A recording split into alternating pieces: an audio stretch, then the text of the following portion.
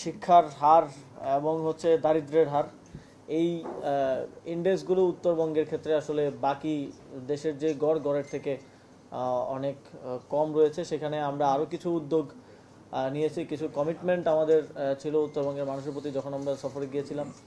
সেখান থেকে একটা আমরা আজকে ভিত্তিপ্রস্তর স্থাপন করছি এবং আশা করছি খুব দ্রুত সময়ের মধ্যেই এটা বাস্তবায়ন হয়ে যাবে এবং লাইব্রেরিগুলো আমরা দেখতে পারবো ইন অ্যাকশন।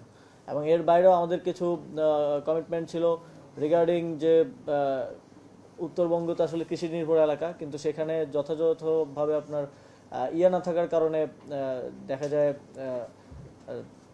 খাদ্যপণ্যের কৃষি পণ্যের ভালো দাম পাচ্ছে না।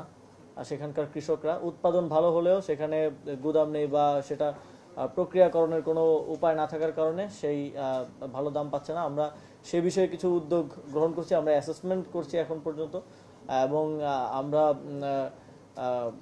সেগুলো স্থাপনের জন্য যথাযথ উদ্যোগ গ্রহণ করব সামনের দিনে। এছাড়াও তিস্তার ভাঙনের ফলে যারা গৃহহীন হয়েছেন, আমরা সেটা নিয়েও একটা প্রজেক্ট রেডি করছি যে যারা গৃহহীন হয়েছেন যতটুকু আমাদের সাধ্যের মধ্যে সম্ভব হয় তাদেরকে আমরা 5টা জেলা, আপনারা জানেন যে তিস্তার ভাঙন প্রবণ 5টা জেলা আছে উত্তরবঙ্গে, আর সেখানকার যারা গৃহহীন হয়েছেন তাদেরকে আমরা আবাসন নির্মাণ করে দিব স্থানীয় সরকার বিভাগের পক্ষ থেকে।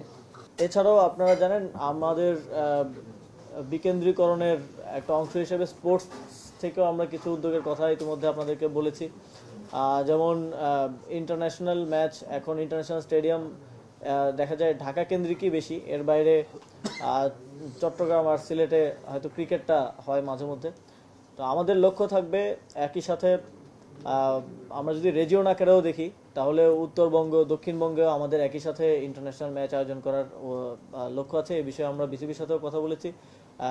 রাজশাহী স্টেডিয়ামে আবারও হয়তো আমরা অদূর ভবিষ্যতে ইন্টারন্যাশনাল ম্যাচ দেখতে পাবো এবং একই সাথে খুলনা স্টেডিয়ামও দেখতে পাবো। ক্রিকেটের এবং ফুটবলের জন্য আমরা নীলফামারী স্টেডিয়ামটা বরাদ্দ দিয়েছি, আপনারা জানেন, এবং সেখানেও আমরা বাফুফের সাথে কথা বলছি যে কীভাবে অতি দ্রুত সময়ের মধ্যে সেখানে ইন্টারন্যাশনাল আয়োজন করা যায়, যাতে করে আমাদের ওই যে প্রান্তিক পর্যায়ের দর্শক তারাও যেন সেটা দেখতে পান এবং প্রকৃত অর্থে ডিসেন্ট্রালাইজেশন এবং ওই রিজিয়নগুলোকে কেন্দ্র করে স্পোর্টস হাব তৈরি করা এবং ডিসেন্ট্রালাইজেশনের অ্যাপ্লিকেশনটা যাতে, আমরা তো সবসময় মুখে বলি বিকেন্দ্রীকরণ বিকেন্দ্রীকরণ, কিন্তু সেটার আসলে বাস্তবায়নটা যাতে দেখা যায় সে বিষয়ে আমরা কিছু উদ্যোগ নিচ্ছি।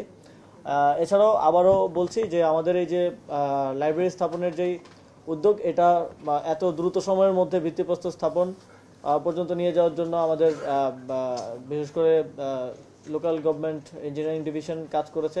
ওনারা অনেকগুলো প্রোটোটাইপ ডিজাইন তৈরি করেছিল, সেখান থেকে একটা সিলেক্ট করে আমরা আজকে ভিত্তিপ্রস্তর স্থাপনে পৌঁছে যেতে পেরেছি এবং আমি আশা করি যে এটা আমরা খুব দ্রুত সময়ের মধ্যে এই বছর শেষ হওয়ার আগে লাইব্রেরিটা স্থাপন করে ফেলতে পারবো। এবং একই সাথে আমরা সারা দেশে প্রত্যেকটি উপজেলায় এই লাইব্রেরি স্থাপনের জন্য উদ্যোগ গ্রহণ করব এবং সেগুলো আপনারা খুব দ্রুত সময়ের মধ্যে দেখতে পাবেন। আমাদের এক্ষেত্রে উদ্দেশ্যটা হচ্ছে এই যে আমাদের অবকাঠামোগত উন্নয়ন থেকে শুরু করে সার্বিক সরকারের কার্যক্রমের ক্ষেত্রে সারা দেশকে একটা সুষম বন্টনের মধ্যে নিয়ে আসা।